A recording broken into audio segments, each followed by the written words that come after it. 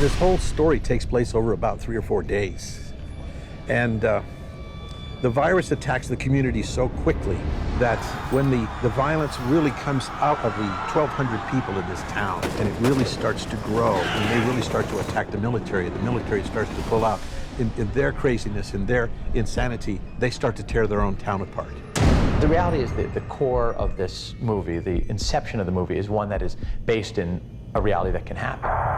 It's even more scary if something like this were to happen because it's people you know, as opposed to someone you don't know and a mindless slashing killer. It could be your wife, it could be your husband, it could be your best friend, it could be your mother, your father, your kid, anybody who happens to have consumed the water at the wrong time can get this disease and slowly becomes mad.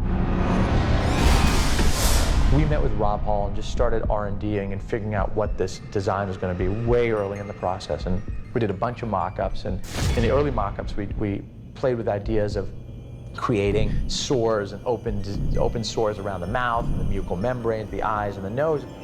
As we did it, it kept looking like zombies. Like every time we did it, we manipulated and changed it, but every time that kind of concept of sores around the mouth, around the eyes, around the nose, no matter what we did, no matter how far we tried to push it from zombies, it always looked like a zombie. So then we threw that all away and started again from scratch and decided, well, what if we don't have any open sores, no blood at all, we just play it all under the skin, and that's what we ended up really having success with.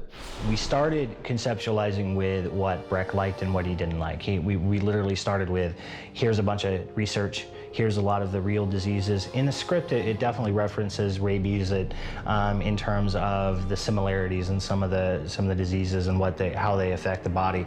Rabies was in there, but then we didn't want to go too rabies-y because that was a lot of the stuff that we did in quarantine. So there was an interesting idea that the writers had in there about sort of a tetanus sort of look, and this sort of, the body's arcing off the ground and the really tautness of the neck and the muscles and things. And so we thought it would be kind of a neat running theme if we had their necks always be taut and always have the tendons coming up into the face and becoming these blood blisters. And the idea came along at one point with a lot of tests and a lot of ideas we played with and looking at diseases, with the idea that these people are hyper alive, and this came into these very accentuated veins and a lot of like pulsing red color all around them and starting to bleed sort of from inside out. And once we hit on that core idea, then Rob sort of had a field day with it, and his group, which have been great. And it really makes a big difference when you see these people. It's hard eating lunch across from them at the lunch table, but it's really made a big difference because it makes it a little unique and definitely very scary. The idea was basically to take it from the opposite of death and to make it too much life, because if they're infected with Trixie and they're infected with this virus and it's surging through their veins and it's popping here and there, it's going to want to come out. It wants to come out the eyes, it wants to come out the ears, it wants to, create these pockets, and that's essentially was the main theme, that it was trying to sort of come out of the skin.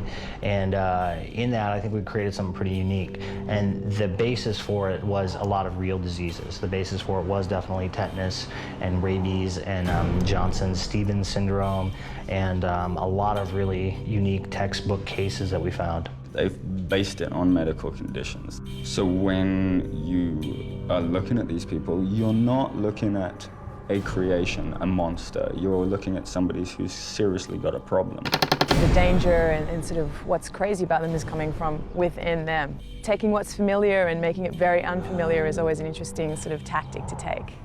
In terms of the prosthetics, we definitely had the neck pieces for all the crazies, like the Hunters and the Hamels. They all had their own custom prosthetics on. We took live casts of them and sculpted out the individual neck pieces that had all the taut muscles, and they were made custom for them, and they were made out of silicone. So we put those on every day and blend off the edges and paint them and airbrush them. What we also did, though, because of the nature of the movie and because of how the infection spreads so fast, you're talking about a disease that actually starts and then within 48 hours someone's dead. So there's a very rapid succession. We could play it in a way that there's no makeup at all, and what somebody gets sick and starts decaying, goes crazy, and it's just, like looking at you or me or anybody else, and they just happen to act differently. But instead, what we wanted to do was have that be the first phase. We broke down the crazies into 3 different stages. One is when you first start to go crazy and there's no visual sign of it. The second is the beginning of the visual manifestation of it, and then there's a third level where it's really gone to an extreme. recreate the illusion of what is a sickness and really put some reality in adding swollen veins, blood into the epidermal area of the skin, and contact lenses for when eyes start to go a little. The idea is stay real. You know, could this really happen? And I think they've been very effective with it. What we wanted to do was make sure that the makeup, all the appliances that we put on were very mobile, and we could, for lack of a better word, mix and match them. So we created a lot of custom pieces for the people, all the infected crazies, but we also kept everything very fluid. So we would have, like, you know, hundreds and hundreds of tiny little pieces that we make out of this transferred on the tattoo paper. It's adhesive, so it's these little sculpted adhesive pieces. And what was helpful about that was, you know, Brett could look at a makeup and say, oh, you know, we're a little bit further along than we were last time. Can we add another cool vein here? And then within 5 minutes, you can add it. You just put it on a little water, pull it off, a little bit of paint, and you're done. And so by keeping it very fluid like that, allowed myself and the rest of the artists to be able to be very fluid with the makeups and mix and match and add as we go. Makeup's great. Makeup, you see the people when they show up in the full crazy, not the half crazy, not the wandering around seeming a little odd. Full crazy. You see them, you walk on the set and you go, oh man, you should see a dermatologist or something. You should get that looked at.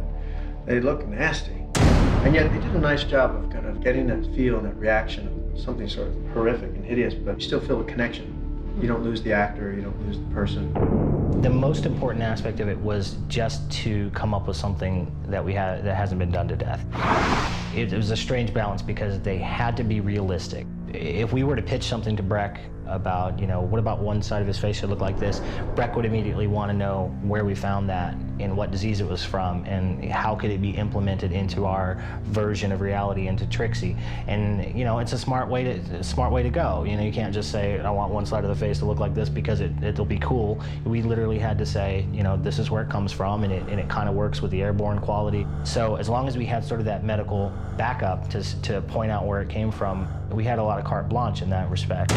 But the most important thing was to make sure it felt real, felt like someone could get that and that you might get it too. And it also was very important to not make them feel like zombies. And again, I hate to overuse iconography, but it definitely was important that these things be unique to the film. I mean, that was very important to Breck. That was his biggest mandate. This idea that the threat of a global pandemic is up there definitely with, you know, nuclear war as far as what could threaten society at this point in history. And that certainly plays in the unconscious because this could actually happen. It's real. It's a drama. You know, it's something to really think about because it's not just a crazed entity that is attacking people. This is something that is affecting a species, mankind. It's terrible from a much larger sense. What's happening immediately as we're filming this is the swine flu pandemic, the epidemic is just sort of hitting. And that's something that's really scary. You know, so I was talking to someone who said their dad won't go out of their house because, you know, old and frail and doesn't want to get it. So there's definitely fear of something like that, and it's transmitted so easily. I guess that the flu is starting in Mexico, and there were kids on vacation there from London, and so 12 of them took it back there. So it's scary how quickly this stuff can get transported.